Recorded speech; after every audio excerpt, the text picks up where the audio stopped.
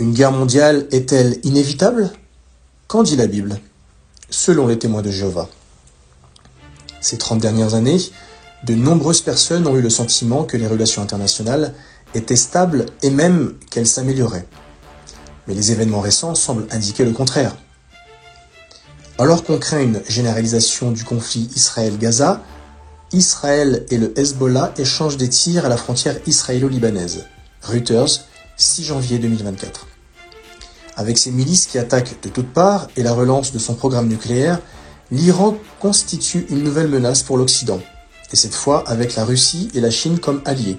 The New York Times, 7 janvier 2024. Les frappes russes continuent de ravager l'Ukraine. UN News, 11 janvier 2024. Montée en puissance économique et militaire de la Chine, sentiment nationaliste taïwanais croissant et relations conflictuelles entre Pékin et Washington. Les ingrédients favorables à une crise sont réunis. The Japan Times, 9 janvier 2024. Dans la Bible, est-il question de l'instabilité internationale que nous connaissons aujourd'hui? Cette situation mènera-t-elle à une guerre mondiale? La Bible a annoncé les événements actuels. La Bible n'a pas annoncé précisément quel pays serait en guerre aujourd'hui. Par contre, elle a prédit que des guerres feraient rage à notre époque et qu'elle enlèverait la paix de la terre, selon Révélation chapitre 6, verset 4.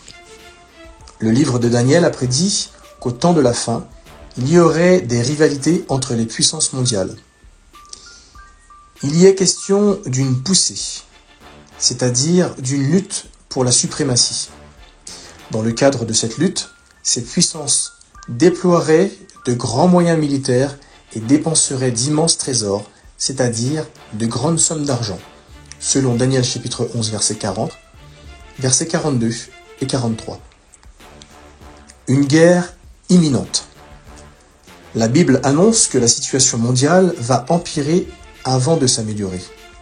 Jésus a prophétisé qu'il y aura une grande tribulation comme il n'y en a jamais eu depuis le commencement du monde, selon Matthieu chapitre 24, verset 21. Cette grande tribulation aboutira à une guerre appelée Armageddon, la guerre du grand jour de Dieu le Tout-Puissant, selon Révélation chapitre 16, versets 14 et 16.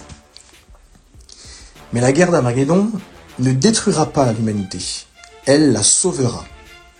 Avec cette guerre, Dieu mettra fin à la domination humaine qui a provoqué tant de guerres destructrices. Pour savoir comment Armageddon mènera une paix durable, je vous invite à regarder All Was Announced sur cette même chaîne.